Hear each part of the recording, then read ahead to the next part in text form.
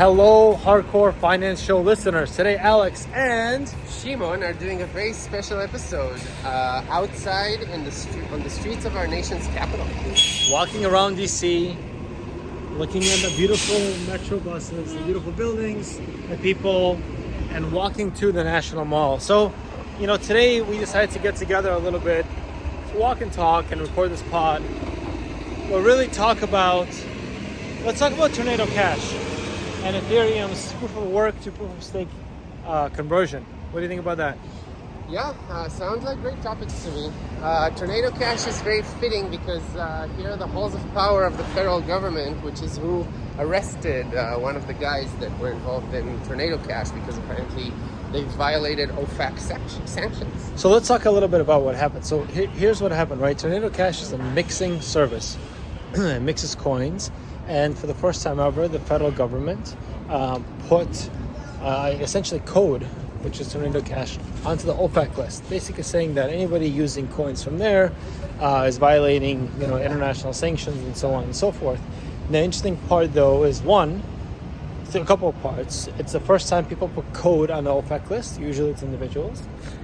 Two is that people start trolling each other and sending them like a half of Ethereum or part of Ethereum from Tornado Cash. So now and then the whole wallet is now frozen. And three, a lot of companies, essentially Infura, which is a centralized middle layer, and crypto, and others, started blocking any coins coming from Tornado Cash to basically to be right with the federal laws and the federal government. This presents almost got hit by a car, which we're going over here. But this presents a whole array of issues, right? Because the government now can control the people, the companies that are taking money from Tornado Cash, as well as the guy who got arrested. Can you talk a little bit about why he got arrested, Shimon? Well, I don't know personally, but I heard on a podcast that if he would have just published some code, you can't get arrested for that because that's First Amendment in the U.S. By the way, we don't know if the guy was a U.S. person, but what he was doing is he was managing some kind of community that had an input on what goes into the code, and he kept managing it supposedly after they knew that North Korea was using the service. I don't know exactly how they notified them, but what this guy on a podcast said is that that's what needs to happen for someone to get arrested. So, and again, I'm not pro North Korea. I think they're a terrible, government that does terrible things. But it raises the question of open source and what are the limits of stuff that you can do, and then if bad people use it, are you liable? Then the funny thing is that same lawyer said, oh yeah, it's not a problem. Those people that got trolled by getting 0.1 ETH into their wallets, they can easily unblock it. All they have to do is send a letter to the federal government saying this is the UTXO that got the 0.1 ETH, and I'm segregating this UTXO from my wallet. I'm okay, that sounds very easy, right? Dealing with the federal government just because somebody sent you 0.1 ETH. So it's really bad. Especially in crypto where things move by the minute, by the hour. Good luck in 3 months getting a letter back from the federal government. Exactly, your wallet is blocked in 3 months is very optimistic. Yeah. This whole thing is a bit of a problem, but there's a great podcast on YouTube by this guy named Checkmate. So we should give him a shout out. This Checkmate fella. Let's walk down there, Shimon. Let's go to the ex-Trump Hotel. We'll go to the Waldorf Astoria and film from there. By the way, this is a beautiful view, Pennsylvania Avenue, of the nation's capital. Of Congress, and down there, if you walk down there a little further, is the White House. But to the Waldorf Astoria, shall we? Yeah. So Ethereum is going from proof of work to proof of stake, and people are saying, oh, 99% more environmentally friendly, blah blah blah, yada yada yada. It's a big problem because most of the stakers of Ethereum are actually big conglomerates, Coinbase and others. And when you have that happen, when you're staking, this is a very important distinction, and I think the Checkmate, his YouTube video posted it very well. Go in. I don't think you can. Oh, okay, we can't film in the world. Let's film outside the world episode. Sit on the bench for a little bit. So Checkmate basically explained that that when you're mining Bitcoin, you have a Bitcoin miner like an ASICs chip miner. You can point it to different nodes. So if a mining company goes under, someone blocks it, you can just take your miner, point it to a different node, and still mine. With staking, you're actually giving custody to the staker, unless you're running your own node, which is very, very complex. So when you give custody to a staker called Coinbase, same thing happened with Celsius, right? You give custody, the company goes under, and Coinbase, by the way, declared this in the public statements. It said any coins that you have with us are ours. You're an unsecured creditor, essentially. They're not yours. Not your keys, not your coins. And that's a big issue. That's a big problem. You give it to Coinbase to stake for you. They stake it. They actually own the rights. You want your coins back, and if something happens, you cannot get your coins back. You got to go through lawsuits. And if you double click on that problem, so like you could stake by yourself, but you need 32 ETH. And in order to have 32 ETH, that's like a lot of money. Not too many people have it, right? Versus now, there's a lot of home mining equipment where you can literally just have a box that's soundproof, and you can just plug it into your house. And maybe if you have solar panels, you only do it while the sun is shining instead of selling the electricity back to the grid. You can use it. So there's many things that you can do in a decentralized way. I always thought that proof of stake is a very bad idea for government-resistant things. Now, that doesn't mean that Ethereum wouldn't go up in value. Like many people say, it will go up in value, but that really solidifies Bitcoin as an outstanding thing, that it's the only thing that can be government-resistant. Because also, to your point, Alex, if all of this ETH is staked somewhere, if the government wants to change something about Ethereum, it's very easy to pressure 8 companies, exactly. Or 10... You and I would always talk about Ethereum. We would say Ethereum is not as decentralized as Bitcoin, and Vitalik and others can do whatever. I didn't buy that argument. But the argument that, if you have 5 or 6 or 8 companies that own 60% of the network, exactly. and that are U.S. companies, and the government says stop doing X, Y, Z, and they oblige, now we have an issue. And even forget about the argument on the other side could be, okay, well, North Korea, sure, we can all agree North Korea, bad from the government. However, let's look at what's happening in the world geopolitically. Russia, Ukraine. Look, I'm Ukrainian. I'm not pro-Russia, pro-Putin.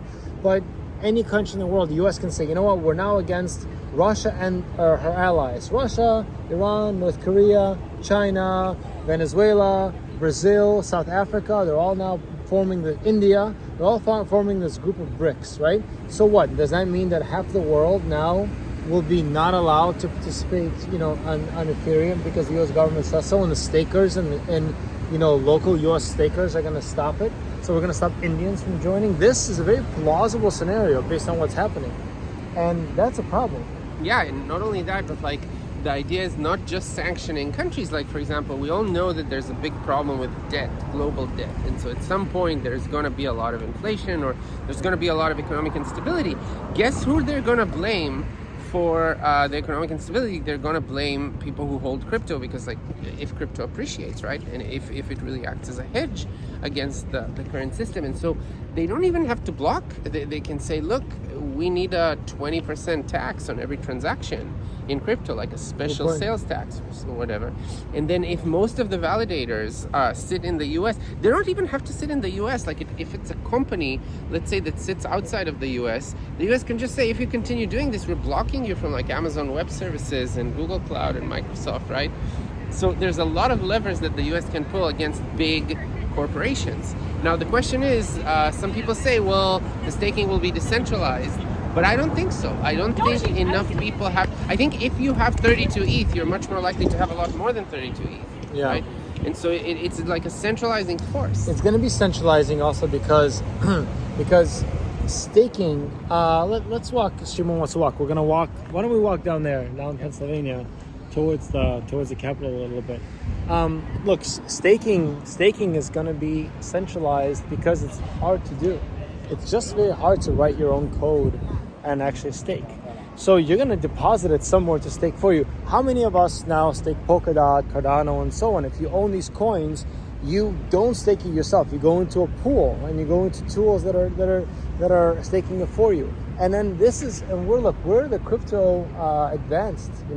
Everyone out here. If we just come up and we should ask people if they know anything about Bitcoin. We should do this live and some other time. Some other time. Why? It's this lady over here. This is the FBI building. We should ask people that go out of the FBI building. Go to the FBI building right there and say, hey, let's go. We should do this live. Hey, now this is going to give us some hits. It was nice knowing you all. Hardcore finance show. We're going to go to the FBI and ask them, we're totally going to do this. No, why not? We'll go to the FBI and say we're recording a show about Bitcoin. What do you guys think? Just the facial recognition and their security cameras, I don't want to be... Too late. So anyways, the point is it's very hard to stake, right? So people are going to use these protocols. Incidentally, as we're talking about this might be a gigantic bull case for Bitcoin. People will figure this out sooner or later. Ethereum merging, moving away from proof of work, might be the biggest bull case for Bitcoin ever. I think so because now it's going to be very clear that there's Bitcoin and everything else. Yeah. When Ethereum said, it's ultrasound money or whatever, you could make the case, what's their burn rate? What's their inflation rate? I heard some Ethereum. By the way, I really have a pet peeve. There's so many people. I heard a podcast with someone. He's a billionaire. And he was a dishwasher in a restaurant. And then he just bought a shit ton of Bitcoin in 2012. Yeah. And he became a billionaire. And now he's an ETH maxi. I'm like, you made all your money with Bitcoin. And now you're switching. First of all, why do you... Anyway. It's just weird to me, all these people that made a lot of money on Bitcoin and now they're moving to other projects. That could be just their own, let's say they've changed their thesis. Okay, they were brave ones. Maybe they want to be brave again. I just feel some loyalty to, to the bee, to the orange pill. Bitcoin. But, no, my point is, so when you have these arguments of both systems are proof of work, and then the argument is okay, how decentralized is it? What's the issuance schedule? What's the inflation rate? How many developers do you have there? Sorry, Shimon, 1 second. I just want to show the audience. We're going to get back. We're walking right next to the IRS. These are our friends, our tax man coming. We're here between the IRS and the FBI. Between the FBI and the IRS. Let's go, hardcore finance show. Okay. We should do more of these. These are fun. Okay, so sorry. We can show Congress people as they leave them. Let's go to we should totally have an episode. We'll go to the Capitol, and this is going to be the best episode ever, by the way. We should go to Congress and then start trolling and asking, we're going to guys, we're telling you right now, we're going to totally do this. We're going to go to Congress and do this. Oh, wait, sorry, we forgot. So this is the IRS, this is the FBI, and here, Shimon, what do we have? Department of Justice. Perfect place to talk about Bitcoin. So you're saying Ethereum, ultrasound money? So yeah, basically now we're getting away from the conversation of comparing technicalities between two proof of work systems. And now we'll have one proof of work, one proof of stake. Now I think actually, Saifedean Ammous said on his podcast something very interesting, which is Bitcoin is not a good thing to use to commit crimes because it's an open ledger. Everybody can, people leak information afterwards. They can go back and arrest you. So we really don't recommend doing crimes. But what about things that today are not crimes and they can become crimes, some kind of victimless crimes, right? For example, holding something while you have inflation. I mean, just look at the price of gold. When we went off the gold standard, it was $35. If you had just buried some gold in your backyard and just sat on it, it went up to $850 very quickly. So in that scenario, Ethereum will be shut down, or they will impose a special tax, or they will even say, look, we're locking your wallet and now you need to do some things and then we'll unlock it. They can do so many things. Besides just shutting it down completely. Yeah. And so, yeah, Alex, to your point, it can be a big bull case for Bitcoin. Also, maybe Ethereum, now will just branch out into just doing innovation in finance, which is not happening on Bitcoin. And as long as it plays within the current financial system and adheres to all the rules, maybe it will be okay. What do you think about that? I mean, maybe, although there are people already, some Ethereum miners. The problem with moving off of proof of work is that you're kind of killing the miners. By the way, and because, as an aside, because of crypto winter, if you listen to NVIDIA, who creates a lot of GPUs, the chips to mine, they had a down quarter for the first time, and they blamed the softening in gaming. Why gaming? Because a lot of the miners that were mining pulled out Ethereum and Bitcoin miners because of the crypto winter, and then what's going on there? And then basically sold the miners secondhand to gamers, and so now gamers were, NVIDIA suffered from that. So there are a lot of secondary effects. But the reason why I went there is because Ethereum miners are talking about forking the chain into Ethereum W, which is the current Ethereum, proof of work Ethereum, to keep it that way. And we'll see what happens. Here's the other main question is... I just wanted to say, we had a marketing call on the company that we work at, OKX, and we were thinking about how to say something controversial about this whole split between proof of work and proof of stake ETH.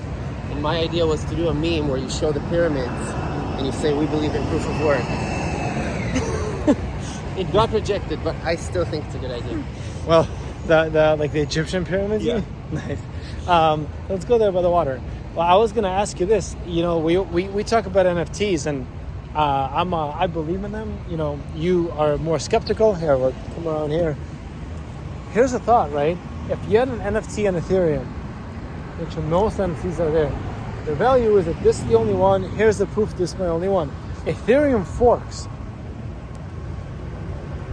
Now there's two NFTs. One on the old Ethereum proof of work chain, one on the new Ethereum proof of stake chain. Which is a real NFT? Yeah, that's a very good question. I mean, I just don't think NFTs are... It's not about the chain that it's on. Because, the whole idea of NFTs is kind of stupid to me. Because, first of all, they were created on Bitcoin. They were called colored coins. The only reason why it didn't take off is because, there weren't any communities behind it and nobody was minting them. But, the technology exists. So there's nothing special about, a technology that does NFTs. So then, to your point, those two, what about, you can mint the same NFT? Let's say it's a hash of a JPEG, right? Yeah. You can hash it and then put it on many chains. No, and can. then you say, can do that what now. is the right, because at the end of the day, the whole idea of copyright is that it's enforced by a central ledger of the government that recognizes that this is yours. And if someone copies it and puts it on their website, you can send the police, and arrest them. And it has nothing to do with what chain or what ledger it sits on. So maybe it's the first one. Maybe they just determine, we scan all of the blockchains and the first blockchain that has this hash is the right NFT. I don't know. I think it's a little different. By the way, look at this. This is the Naval Memorial here in DC. I love this. I love this memorial. It's beautiful. Let's sit by the water and talk. Look, I think it's a little bit different because, yes, there is an issue with which chain it's on. But let's say a project, Bored Apes, says, you know what, we're choosing Ethereum. Yeah. We're not going to mint on any other chain. This is it. Fine. But Ethereum forks. So even though you chose one chain, you now have two outside of your control. They say we choose, just like they said we choose Ethereum and not Solana. They'll say we choose Ethereum. No, but now the the market chooses the value, right? The market is going to choose the value. You choose where to initially mint NFT. I mean, I agree with you. I think the whole concept of NFTs is flawed. I mean, I don't think it's flawed.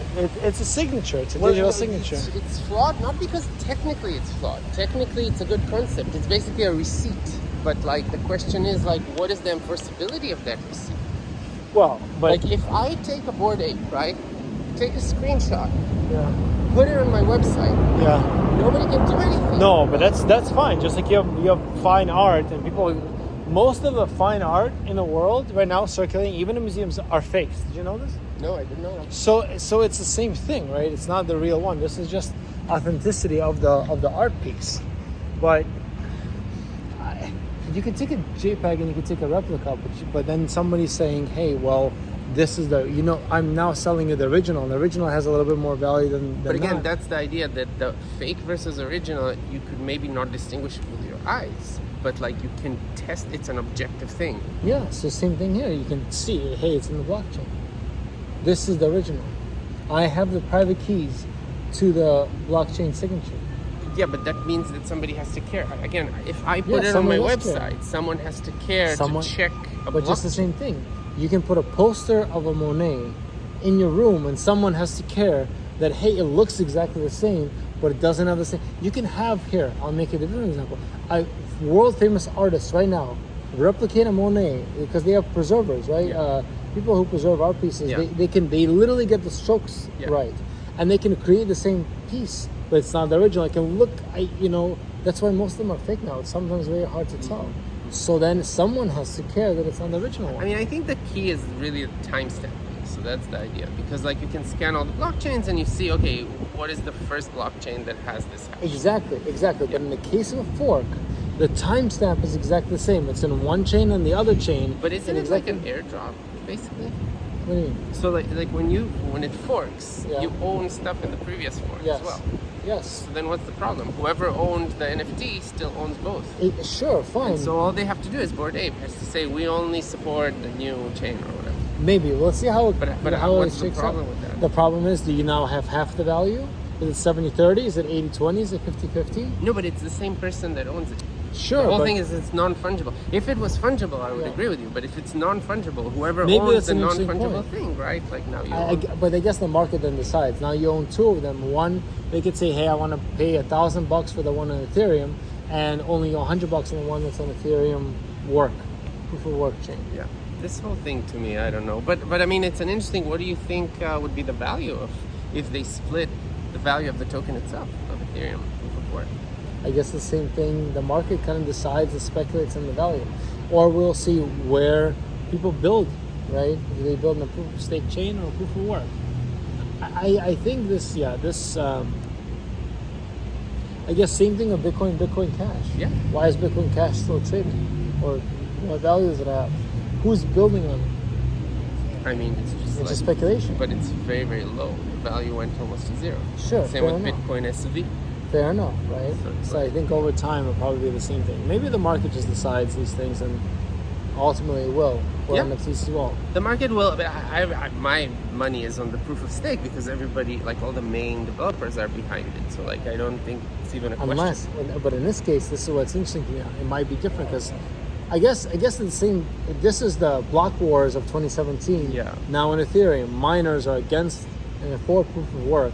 The community and developers are for proof of stake. Well, I think for future projects, it will be interesting. Yeah, if someone wants to build something that's a little bit more government resistant, they'll build it on the proof of work. But then the other problem is like, how many if the value of the proof of work token drops, how many miners will stay in business? Exactly. This is interesting. Can they switch their mining hash power to Bitcoin, or is it ASICs? So like I don't the government know, is actually. bricked. No, The hardware is bricked. I don't know. This should be an interesting thing for us to look into. We could look into this. Yeah, I don't know. I'm not that deep into the mining specifications. Exactly. Can you switch the chips? Yeah. But the interesting point is to think how much of the value is the government resistance versus how much of the value is just a quick development, permissionless development on a financial system. I think we're going to see it now. How much is, although to a point, right? Let's say a lot of the value goes to the proof of stake chain and Ethereum. Maybe there's no value in the proof of work chain because the government resistant one now is Bitcoin, right? Yeah, that's a good point. Maybe proof of stake goes up, Bitcoin goes up, proof of work goes down, Ethereum, right? That could be the case. Yeah. So because they're like, we don't need a second best for government resistant proof of work. There's a winner take all market, which I actually believe is the case. Sure. Now there are other proof of work chains. Cadena is another one that's proof of work, that's fast, scalable, and so on. They have a different architecture than Bitcoin. It's a bunch of JP Morgan crypto fee.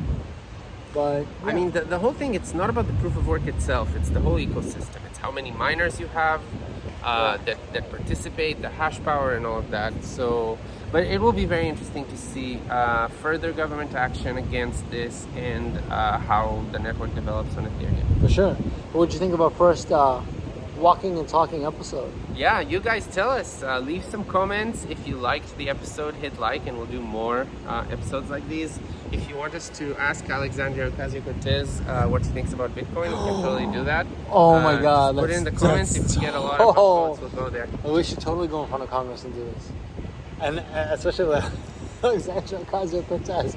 Oh my God, this is a genius idea. We can have an interview with Cynthia Loomis without asking, right? Just like, hey, Cynthia. Yeah, we'll just stalk them outside as they walk out of the Capitol building. Okay, we're gonna do this at some point. I think we should do more of these walking, talking episodes. It's kind of nice. And the hardcore finance listeners, until next time. Till next time. Bye-bye.